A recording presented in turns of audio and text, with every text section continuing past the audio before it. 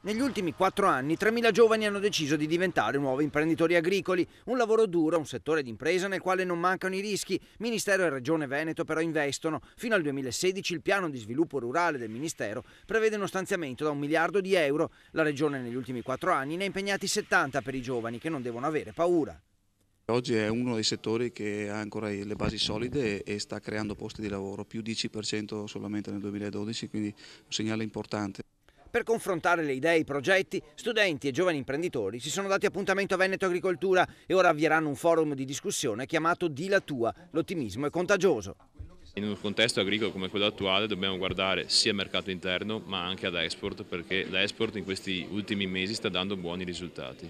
Lei lavora già? Io lavoro già, sono un imprenditore agricolo ormai da qualche anno. Lei si vede come imprenditore agricolo quindi domani? Presumibilmente sì, come imprenditore o anche come consulente per imprenditori. Ho già un'attività a casa e quindi spero di continuare. Quale settore? Primario dell'agricoltura. Al nuovo ministro, nominato in queste ore, la Regione chiede intanto di eliminare completamente la burocrazia. Per rendere compatibile la volontà dei giovani e dei meno giovani di inserirsi in questo mondo, gestire ancora il mondo dell'agricoltura senza avere un peso burocratico che a volte vale il 4% della produzione. Ho appena iniziato a sviluppare un progetto per realizzare un vigneto a metà montagna, abbiamo appena comprato i terreni.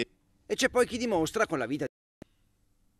Negli ultimi 4 anni 3.000 giovani hanno deciso di diventare nuovi imprenditori agricoli, un lavoro duro, un settore d'impresa nel quale non mancano i rischi. Ministero e Regione Veneto però investono. Fino al 2016 il piano di sviluppo rurale del Ministero prevede uno stanziamento da 1 miliardo di euro. La Regione negli ultimi 4 anni ne ha impegnati 70 per i giovani che non devono avere paura.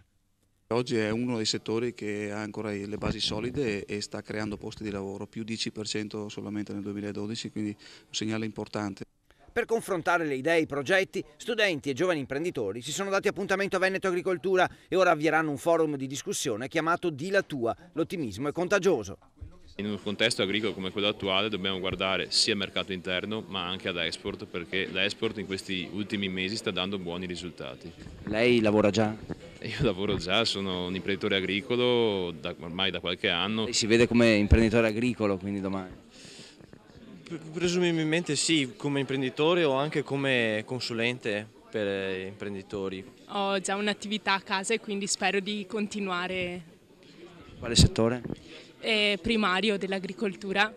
Al nuovo ministro, nominato in queste ore, la Regione chiede intanto di eliminare completamente la burocrazia. Per rendere compatibile la volontà dei giovani e dei meno giovani di inserirsi in questo mondo, gestire ancora il mondo dell'agricoltura senza avere un peso burocratico che a volte vale il 4% della produzione. Ho appena iniziato a sviluppare un progetto per realizzare un vigneto a metà montagna, abbiamo appena comprato i terreni. E c'è poi chi dimostra con la vita di tutti i giorni che resta anche tempo libero. Luca ha un allevamento di 50 bovini e 15 ettari di terreno da coltivare, si alza all'alba, poi scrive canzoni e con gli amici del gruppo trevigiano Los Masadores alla sera suonano dal vivo e cantano in veneto. La mia giornata, esempio oggi, parte alle 5 circa del mattino, do a mangiare gli animali, poi fino alle 7:30, 8, poi mi dedico alle coltivazioni, pranzo e pomeriggio idem, finendo la sera con animali e la sera prove. Secondo me, secondo la mia filosofia di vita, agricoltura e musica sono entrambe composte di fantasia e creatività.